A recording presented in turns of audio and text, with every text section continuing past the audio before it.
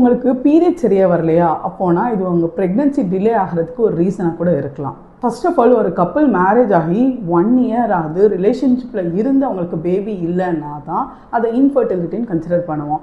ஆனால் இங்கெல்லாம் சில பேர் என்ன பண்ணுறாங்க அப்படின்னா, ஒரு 2 or 3 months ஒன்றா இருந்துட்டு, இல்லைனா ஒரு 6 months ஒன்றா இருந்துட்டு ப்ரெக்னென்ட் ஆகலை அப்படின்றது சொல்கிறாங்க. ஆக்சுவலி நீங்கள் 1 year ஒன்றா இருந்து உங்களுக்கு ப்ரெக்னென்சி ஆகலை அப்படின்னா மட்டும்தான் அதை இன்ஃபர்டிலிட்டின்னு கன்சிடர் பண்ணுவோம்.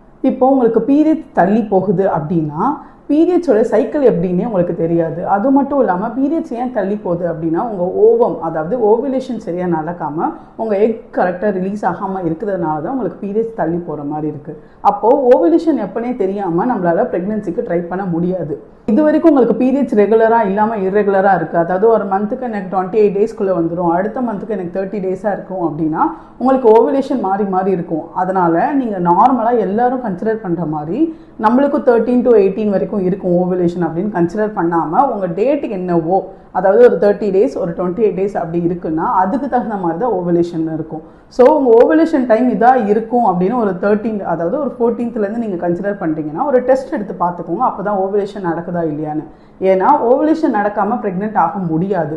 ஸோ ஓவுலேஷன் கரெக்டாக இருக்கிறதுக்காக நம்ம டெஸ்ட் எடுத்து பார்த்துக்கிறது நல்லது. அதனால உங்கள் பீரியட்ஸ் கரெக்டாக இருக்கா, ஓவுலேஷன் கரெக்டாக இருக்கா அப்படின்றத பார்த்துட்டு நீங்கள் ப்ரெக்னென்சிக்கு ட்ரை பண்ணும்போது உங்களுக்கு ப்ரெக்னென்சியோட சான்சஸ் இன்னும் அதிகமாகவே இருக்கும்.